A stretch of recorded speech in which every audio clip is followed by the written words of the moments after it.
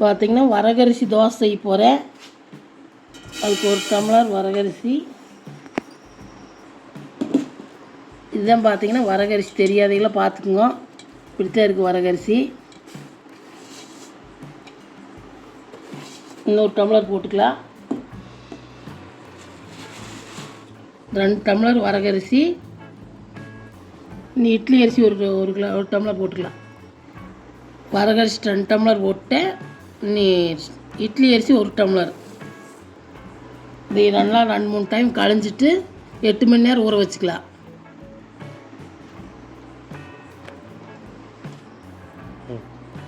மூணு டம்ளருக்கு சேர்ந்து இப்படி 3/4 டம்ளர் உளுந்து எடுத்துக்கோங்க. இதோட 1 ஸ்பூன் வெந்தயம் போட்டு ஊற வச்சுங்க. 1 ஸ்பூன் வெந்தயம் மட்டும். அரிசி 8 மணி நேரம் ஊற வச்சுங்க. இந்த உளுந்து ஒரு 2 மணி நேரம், ஆட்டுறக்கு ஒரு 2 மணி நேரத்துக்கு முன்னே ஊற வச்சா போது. முதல்ல ஊற வச்சா உளுந்து ஆகாது. இது அப்புறம் ஊற வச்சுக்கலாம். அது இப்போ கழிஞ்சு 8 மணி நேரம் ஊற வச்சிடலாம். அதோட 1 ஸ்பூன் வெந்தயம் சேர்த்து ஊற வச்சுக்கலாம். பார்த்திங்கன்னா ஊற வச்சு வரகரிசி அரிசியெல்லாம் 8 மணி நேரம் நல்லா ஊறிடுச்சு. உளுந்து ஒரு 2 மணி நேரம் ஊற வச்சு கழிஞ்சதுக்குள்ளே போட்டேன். கொஞ்சமாக இருக்கிறேன், நான் நல்லா ஒரே இதில் போட்டு ஆட்டுறேன். நீங்கள் ஒன்றுனா இருந்தால் தனித்தனியாக ஆட்டிக்கிங்க. நீ ஆட்டிக்கலாம்.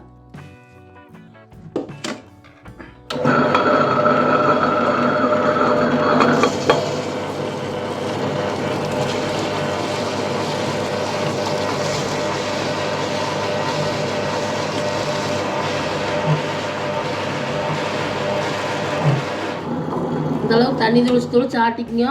ஆட்டி விட்டுச்சு நீ எடுத்துக்கலாம். கொஞ்சம் நேரத்துக்கு இருக்க தண்ணி தொளிச்சு ஆட்டி இந்தளவுக்கு நெவு ஆட்டிக்கிங்க.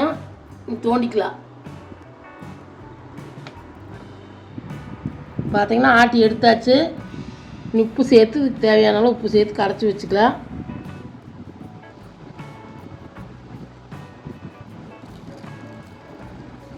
நல்லா கை விட்டு இப்படி கரைச்சி வச்சுக்கோங்க.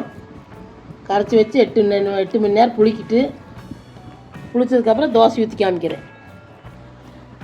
கரைச்சி மூடி வச்சிடலாம். நல்லா கரைச்சிக்குங்க. உப்பு கரையிற அளவுக்கு கரைச்சி மூடி வச்சுட்டு 8 மணி நேரம் கழிச்சு தோசை ஊற்றிக்கலாம். பார்த்திங்கன்னா 8 மணி நேரம் ஆட்டி வச்சு மாவு பொடி புளிச்சிருச்சு. நீ தோசை ஊற்றிக்கலாம். கல் காஞ்சிட்டு இருக்குது. இப்படி நல்லா கலக்கிங்க.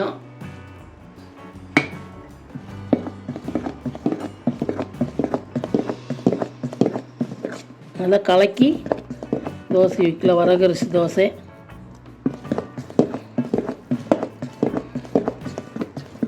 இட்லி கூட ஊற்றிக்கலாம், தோசையும் ஊற்றிக்கலாம். அதில் நீங்கள் வேணால் இட்லி கூட ஊற்றிக்கலாம். நான் தோசை ஊற்றுறேன். நல்லா இந்தளவுக்கு கலக்கி விட்டுங்க. நீ தோசை ஊற்றிக்கலாம். கல் காஞ்சிட்டு இருக்குது. நீ தோசை ஊற்றிக்கலாம்.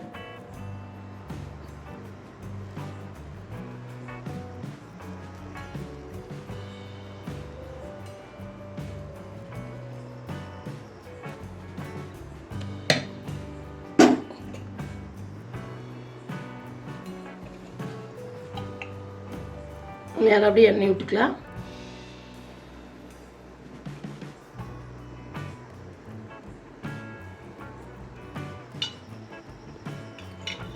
வேகிட்டு வெந்துருச்சு. திருப்பி போட்டுக்கலாம்.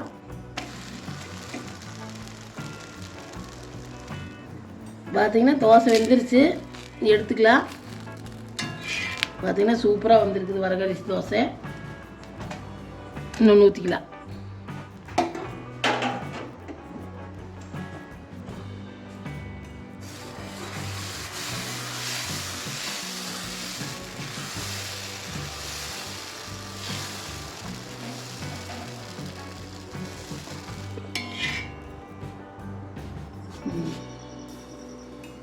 ரெண்டாவது தோசை எடுத்தாச்சு. பார்த்தீங்கன்னா முறுமுறுன்னு அருமையாக வந்திருக்கு தோசை. நீங்களும் உங்கள் வீட்டில் செஞ்சு பாருங்கள். இந்த மாதிரி அளவுகளை போட்டு வரகரிசி தோசை. இது சுகர் இருக்கிறவங்களும் நல்லது. குழந்தைகளுக்கு சுட்டு கொடுத்தாலும் சத்தானது. எடை குறைக்கணும்னு நினைக்கிறீங்களோ அது மாதிரி சுட்டு சாப்பிட்லாம். இந்த அளவுகளோடு போட்டு நீங்களும் சுட்டு பாருங்கள் உங்கள் வீட்டில். பிடிச்சிருந்தால் லைக் பண்ணுங்கள், ஷேர் பண்ணுங்கள், சப்ஸ்கிரைப் பண்ணுங்கள்.